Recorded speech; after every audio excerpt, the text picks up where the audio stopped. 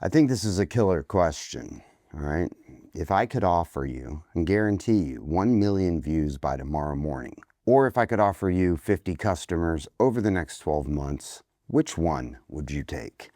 Don't answer too quickly because the answer to that question is going to tell me most everything I need to know about your marketing strategy, okay?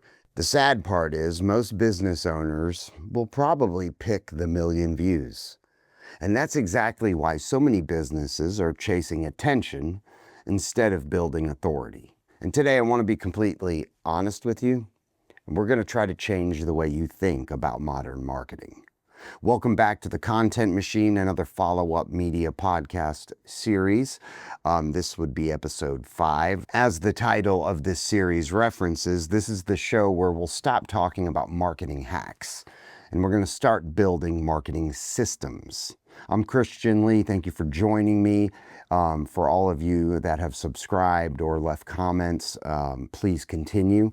Hit notify after you hit subscribe, so therefore you'll get notified as soon as we drop a new episode. And you get to stay in the know, is what I like to say. So as I mentioned, today we're going to be talking about one of the biggest lies modern marketing has sold most business owners, that success equals views. I'm going to be honest with you, it doesn't. Now, before anyone clips that sentence and throws it on LinkedIn, let me clarify. Views matter. It is a KPI. Reach matters. That's a KPI as well. And just like those other two before it, awareness matters. But they're not the goal. They are a vehicle. And somewhere along the way, businesses started confusing the vehicle with the destination.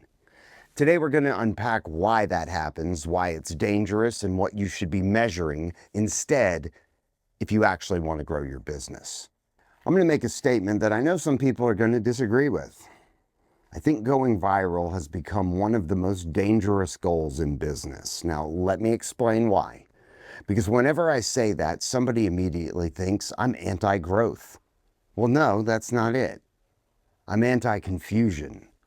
We've confused entertainment metrics with business metrics, and those two things are not even close to the same. Let's compare two businesses. Imagine a roofer. He makes a funny video. It explodes. 5 million views. Everybody laughs. People all over the world share it. How many roofs did he sell in Atlanta? Probably very few. Because 5 million random viewers are not 5 million qualified buyers. Now imagine another roofer. Every Tuesday, he's going to release one educational video. How to identify hail damage, how insurance claims really work, and how to know if your roofer is lying. How long shingles actually last. Maybe every video gets 600 views, not 600,000. 600. But here's what's different. Those 600 viewers all live inside his service area. Those viewers own homes. Those viewers have roofs. And those viewers know people with roofs. 1 year later, who built the bigger business? The guy entertaining strangers, making people laugh, or the guy educating future customers? You see, businesses don't need mass attention. They need meaningful attention. That is two completely different things. And once you understand that, the scoreboard will change. The question stops being how many people watched. It becomes, did the right people watch, right? That one shift changes everything. I was dealing with a consultant, a very successful individual. He's an author, he's a speaker, and he was consulting for a dental podcast. Okay, ooh, exciting. Who wants to hear about dentists talking about their field? Well, probably dentists do. And he told me, he said, the podcast itself, the content, only had 75 listeners. But those 75 listeners were worth like $500 million each. I think we were talking about some VC companies, some venture capitalists that were buying up all these dental practices. But the point is the same. Does he need 76? If you are holding the attention of 75 people that are worth $500 million, And those are potential customers or customers. Do you need the 76? Do you need 100? Do you need 150? Probably not. Well, I'm sure if the numbers do go up, hopefully they're by people that are worth $500 million.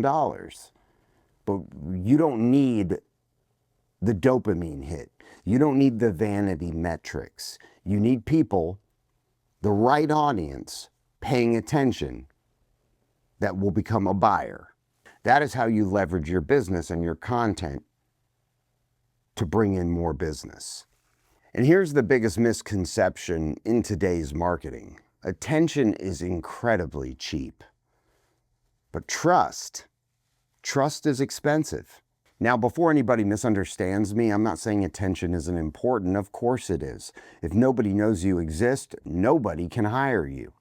But here's where businesses get themselves into trouble. They assume attention automatically turns into trust. And I'll be honest with you, it doesn't, not even close. Think about your own life for a second. How many advertisements did you see today?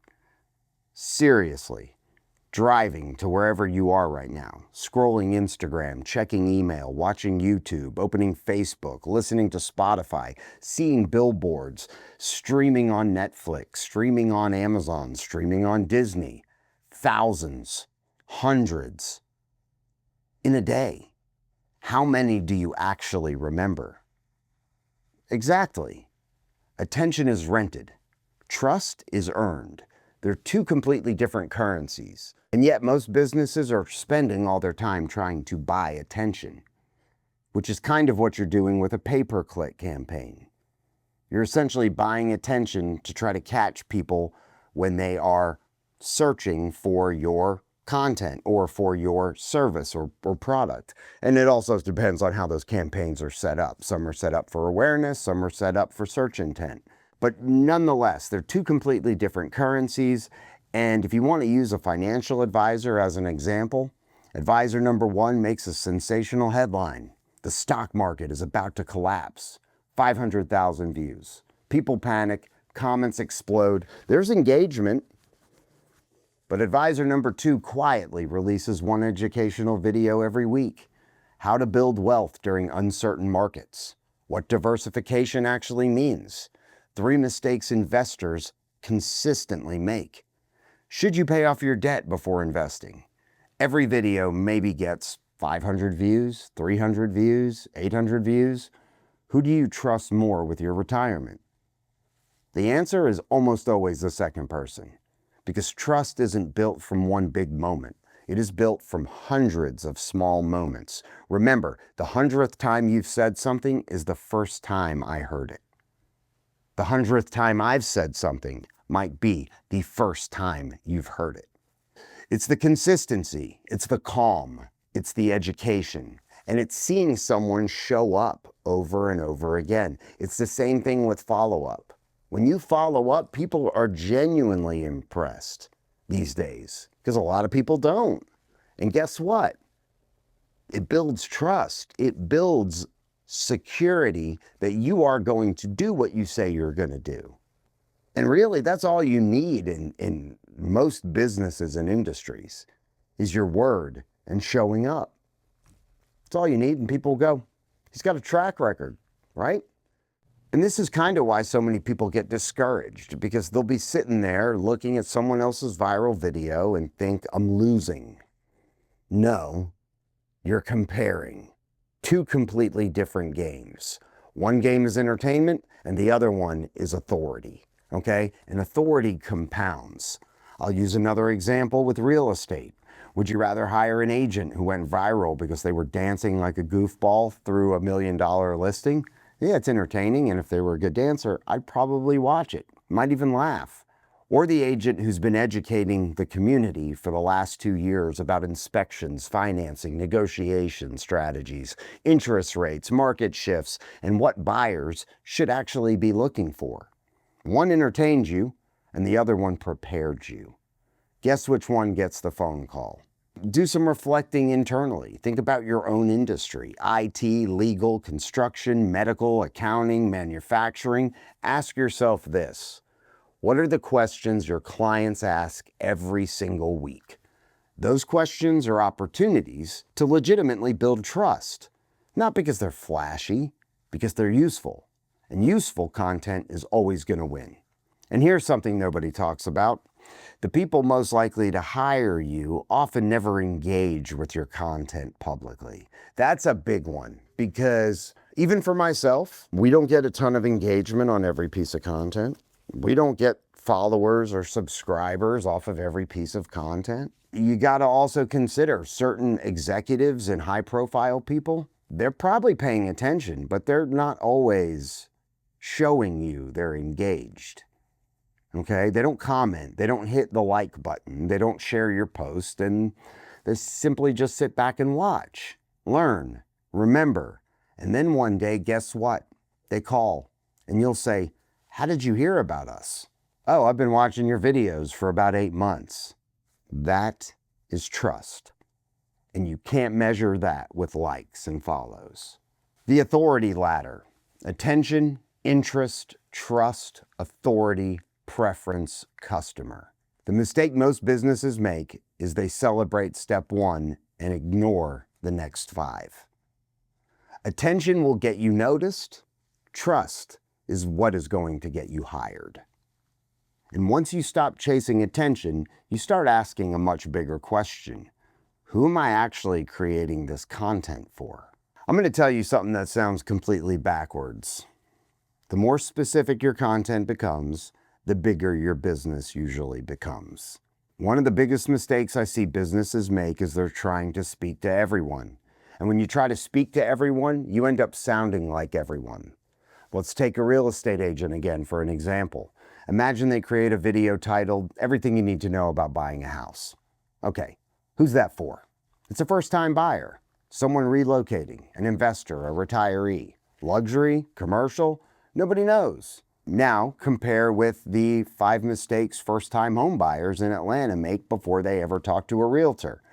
Now we've got something because somebody sitting in Alpharetta who's thinking about buying their first home feels like that video was made specifically for them. Specificity creates relevance, and relevance creates attention. Attention will start to build the trust. Let's look at another example, an IT company. They release a video. Technology trends for businesses. Super freaking generic. Okay, let's try to rewrite it. The 3 cybersecurity mistakes medical practices are making in 2026. Now you've got every doctor's office paying attention. Same company, same expertise, different positioning. A financial advisor. Generic, investment tips. Specific, what business owners over 50 need to know before selling their company. Now you've got the exact audience you actually want. If you're a contractor, kitchen remodeling ideas. 5 things every homeowner should know before signing a kitchen remodel contract. You see what's happening? The content isn't broader, it's narrower. But the authority becomes bigger because people don't want experts in everything. They want experts in their problem. I want you to imagine you're standing in a crowded room with 1,000 people. If I yell, "Hey, everybody," a few people might look. But if I say, "Hey, first-time home buyers," every first-time home buyer immediately pays attention. Marketing works the same exact way. The goal isn't to get everybody's attention. The goal is to get the right people's attention. And here's where business owners start to get a little nervous. They think, if I get more specific, I'll lose customers. Actually, it's the complete opposite thing that usually happens because specialists are remembered, generalists are compared. When you're remembered, price becomes less important. When you're compared, price becomes everything. Think about that. And I'll be honest, sometimes I have to remind myself about that. Everybody does. For another industry example, an attorney, everything about personal injury versus what to do in the first 24 hours after an accident. Dentist, dental care tips. Parents, when should your child have their first orthodontic consultation? It's a great question. And I'm probably asking myself, having 3 kids that potentially could need braces, when is that first appointment? I don't even know. But that would be good to know. If you're a business coach, Obviously, how to grow is very broad and not very specific, and I'm hoping that somebody wouldn't post that as a title, versus how companies between 1 million and 5 million will get stuck. Here's your relevance equation. Your specific message to your specific audience will build a specific amount of trust. Here's the deal. The riches aren't in the niches. They're in becoming unforgettable to one audience before trying to get to everyone else. So if going viral isn't the goal and everybody isn't your customer, well, then what should we actually measure? That's where we're going next. I'm going to compare a content strategy to your retirement account, all right? And I think once you see it this way, you'll never create content the same way again. At least that's what I hope. One of the biggest mistakes businesses make, they expect every single piece of content to do everything. They expect one video to go viral, generate leads, rank on Google, build authority, create trust, close sales, generate referrals, become evergreen. I mean, that's a lot of dependency on one piece of content, and somehow do it all by Friday afternoon, which is absolutely fucking ridiculous. Nobody expects one investment to carry their entire retirement. So why are we expecting one Instagram reel to carry our marketing? Let's try to think about this like investors for a minute. When you sit down with a financial advisor, they don't put every dollar into one stock. Why? Because that would be called gambling. They want you to diversify. They want you to build a portfolio. So if one thing drops or goes down a little bit, you have other things that might hedge it and might have gone up, might have kept it about even. But some investments you'll be aggressive with, and some you're going to be more conservative. Some produce income, some compound for years, and some are going to be put in there to protect downside risk. Together, they will create a certain amount of stability. Content works exactly the same way. You need different content serving different purposes. Not every piece of content should chase attention. Some content should answer questions, some are meant to build trust, and some should showcase client success. While we're putting out content right now that educates, some we put out that might convert. Some should simply remind people you exist. Brand awareness. And here's the beautiful part. Once you stop judging every post individually, you start judging your content system collectively. And that's going to change your perception, because suddenly a podcast or an episode or a clip that only gets 400 views or 700 views doesn't feel like quite as big of a failure anymore. Why? Because maybe the podcast produced 8 shorts, a blog, a newsletter, 2 client conversations, maybe 1 referral, and 1 customer worth $50,000. Tell me, would you track that podcast as successful? Absolutely. Because your business isn't measured in likes, it's measured in outcomes. On the real estate front, 1 market update, 1 buyer educational video, 1 neighborhood spotlight, a client success story, a mortgage rate update. Those videos all have different jobs. Together, they will create the authority you need.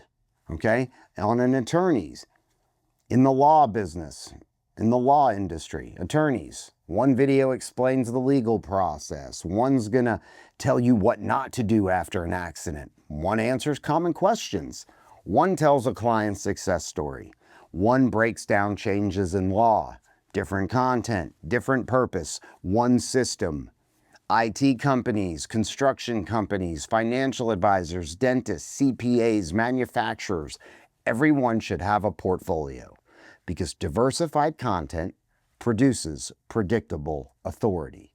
Every single time, the principles do not change. You could tell me what you do. I don't care if it's an industry I've never heard of. I could ask a few questions and I could show you a roadmap of content that you should be asking or you should be creating. And that will build authority. That will build trust. And over time, that will deliver leads, clients, ROI across the board, brand awareness, you name it. It's all there for you. The content. So your content investment portfolio should be growth assets. Your content portfolio should be trending topics, current events, industry news designed to create reach. Your authority assets are educational podcasts, case studies, interviews, frameworks. These are designed to build trust. A little bit different. Your evergreen assets. These are your FAQs, the questions you answer to your clients every single day. How-to videos, or beginner guides, mistakes that you might want to avoid. And these are designed to work and compound for years. Your conversion assets, a little bit different. Testimonials, behind the scenes, client stories, process videos. These are designed to turn trust into business. And here's an objection you might get, or here's an objection I get, but shouldn't every video perform? No. That's like expecting every employee in your company to do every job. Different assets, different responsibilities, they will produce different outcomes. Stop judging individual posts and start judging your whole content portfolio, your ecosystem, your machine.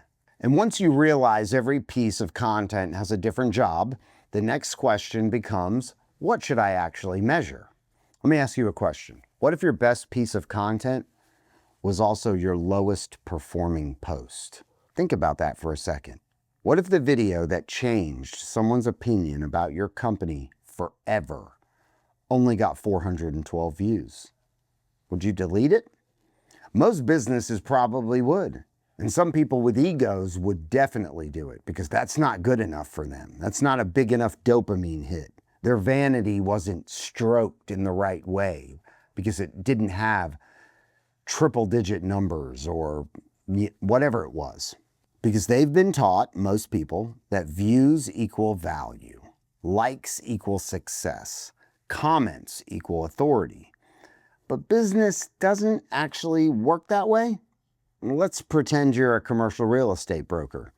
You just posted a market analysis, 500 views, no comments, no shares, no viral explosion. 3 months later, a CEO reaches out. I've been watching your videos every week. I think it's finally time for us to buy another property.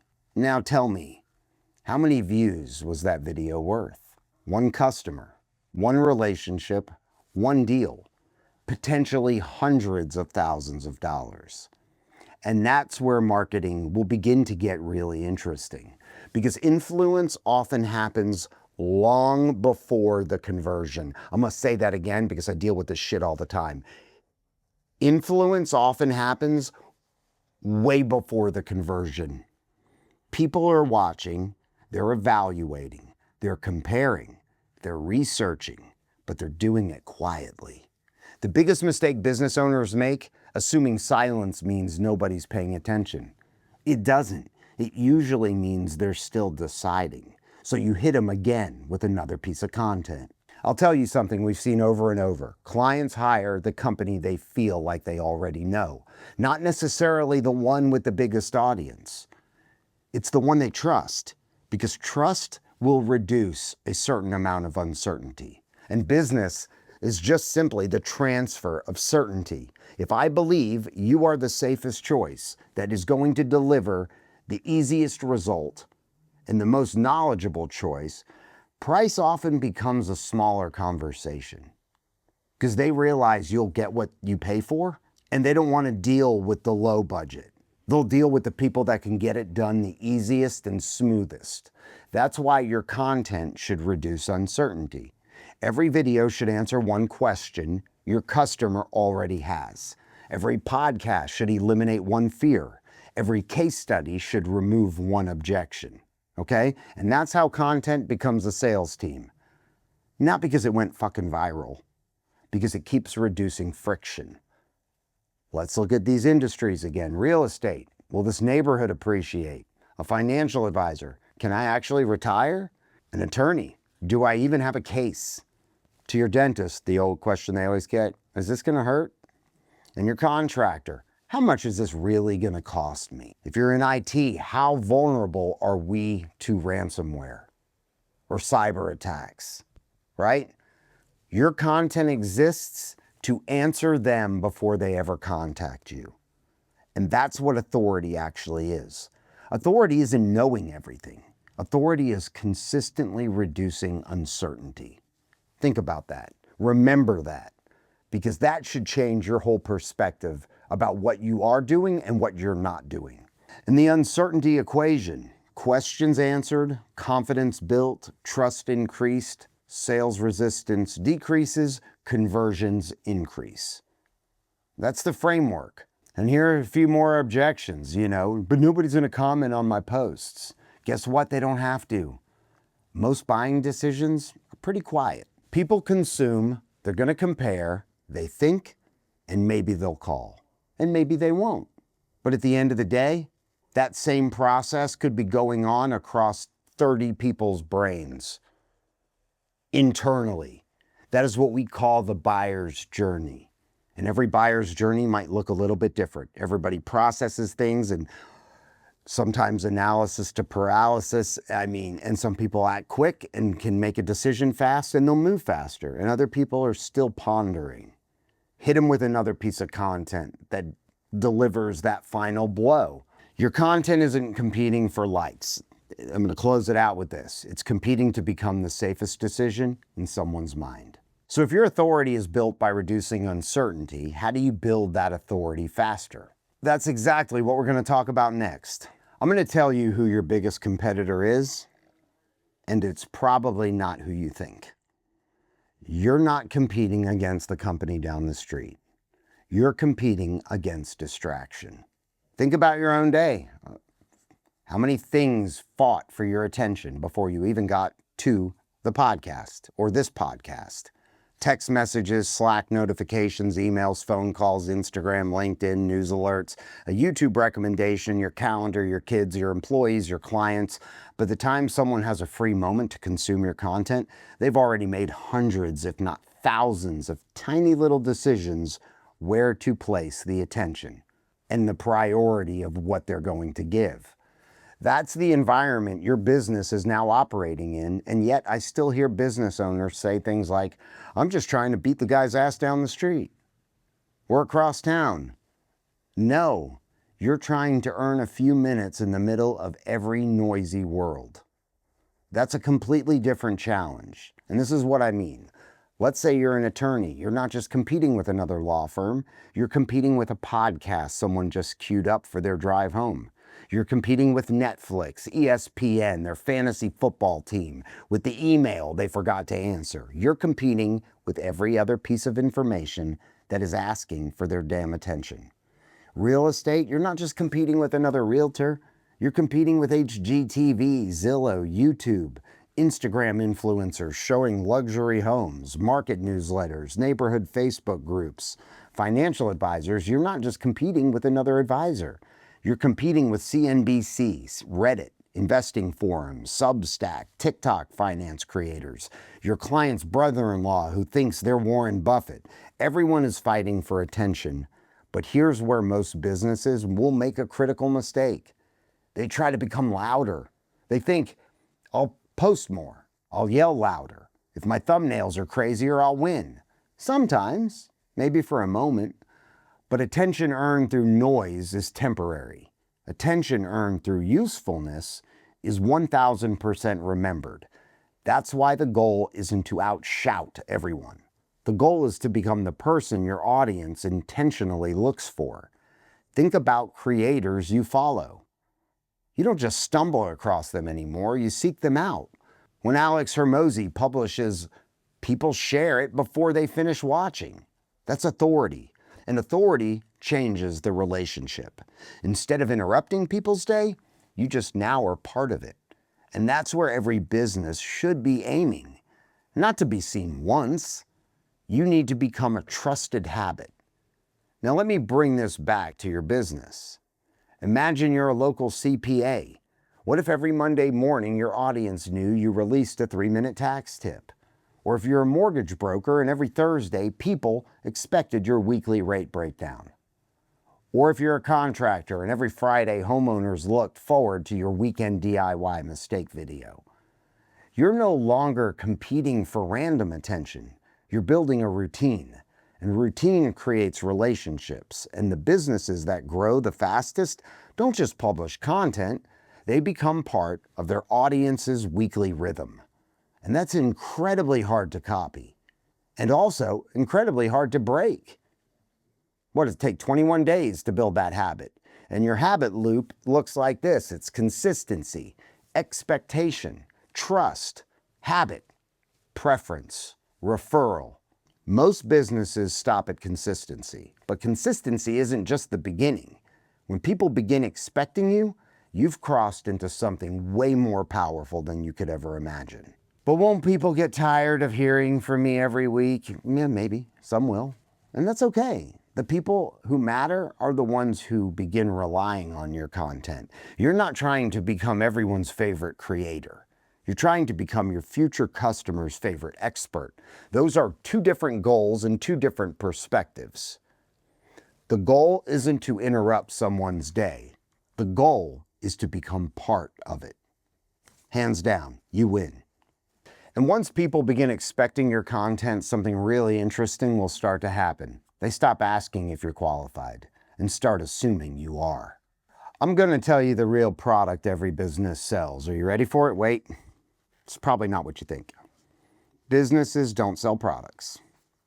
They're selling certainty. Let's think about this. If you hire a lawyer, are they buying the legal paperwork? No. They're buying the confidence that someone knows what the hell they're doing. When someone hires a financial advisor, they're not buying charts, they're buying peace of mind. When someone hires an IT company, they're not buying servers, they're buying the confidence that their businesses will keep running.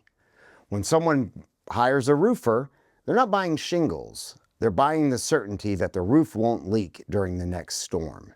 Business has always been about reducing uncertainty. The internet changed how people gather information. AI is changing how they evaluate it. But here's the deal, the psychology hasn't changed. The principles have not changed. People still ask themselves the same question. Can I trust this person? Now here's where content changes everything. Before the internet, people had to schedule a meeting to learn how you thought. Today, they can watch 20 videos, listen to 5 podcasts, read 3 articles you wrote. They can browse your website, see client testimonials, watch your team interact, read your Google reviews, and by the time they contact you, they've already formed an opinion. Think about that. Your sales process often starts long before that first conversation. In many cases, your content has already been interviewing for the job. That's why I don't believe content is marketing. I believe content is pre-sales, removing objections, building familiarity, creating certainty.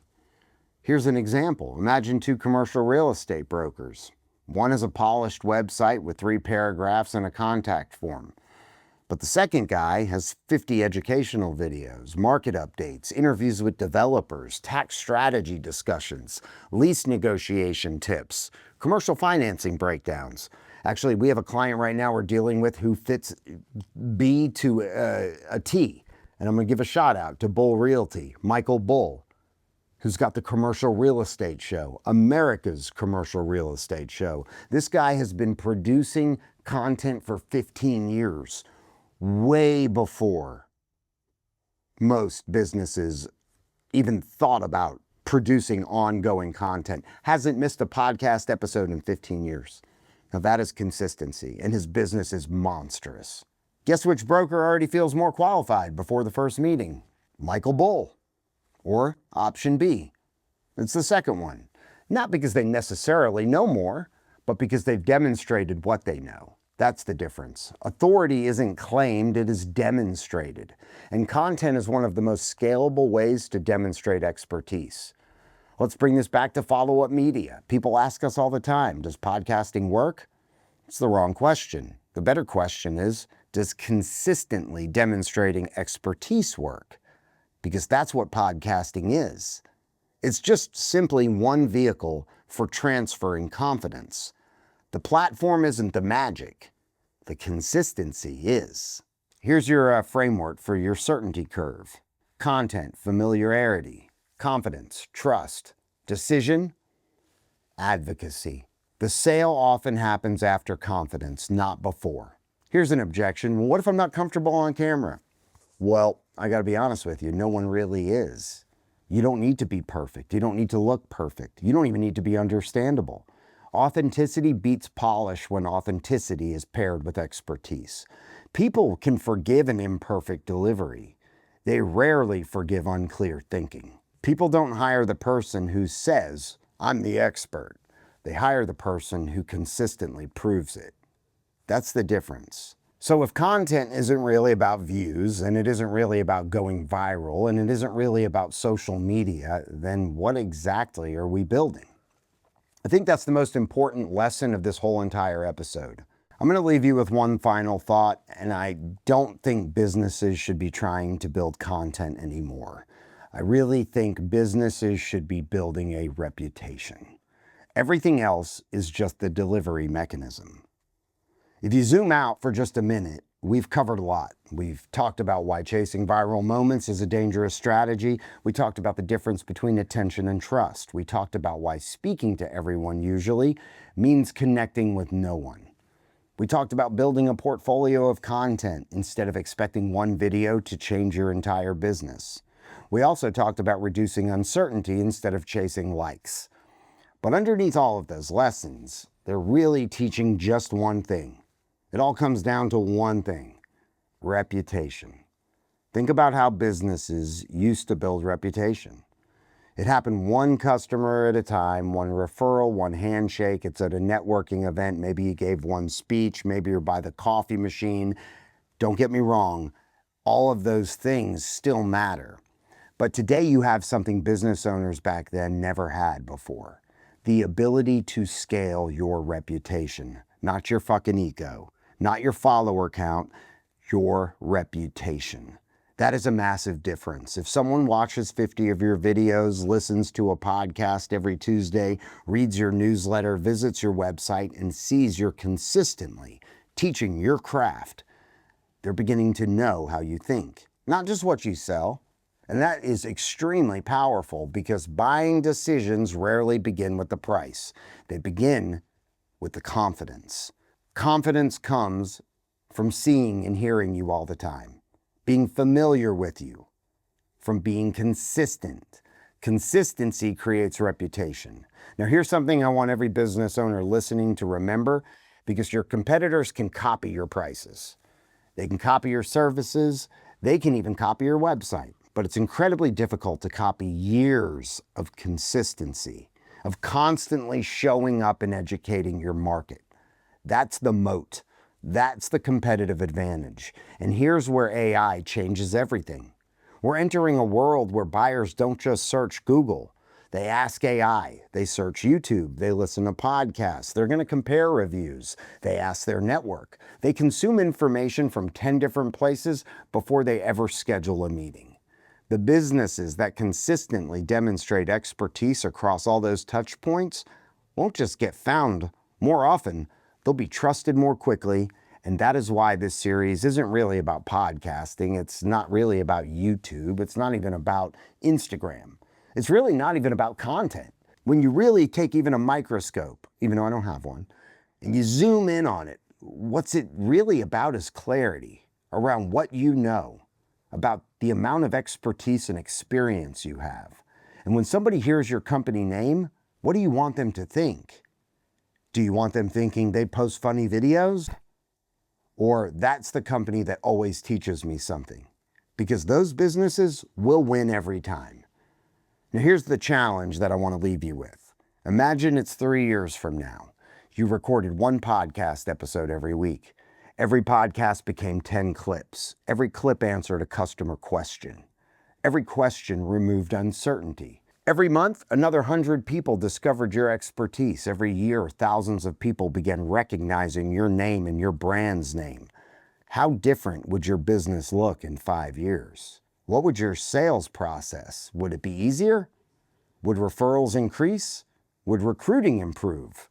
Would your partnerships happen more often? Would customers show up already trusting you? Pretty sure they would. And I don't think that's marketing anymore. I think that's market leadership. There's a huge difference. Marketing says, look at me. Leadership, let me help you. The companies that consistently help eventually become the companies people consistently hire. That's why we built Follow-Up Media. Not to help businesses make more content, but to help businesses become impossible to ignore. But for all the right reasons. I'm going to leave you with something that I hope becomes part of how you think about your business. Content is not about posting, it's about teaching. Teaching builds trust. Trust will build authority. Authority creates preference, and preference builds businesses. So stop asking what I should post today. Start asking, what questions can I answer today? Stop asking, how do I go viral? And start asking, how do I become unforgettable? Stop chasing attention, start earning trust. Stop trying to be everywhere and start becoming the best answer somewhere.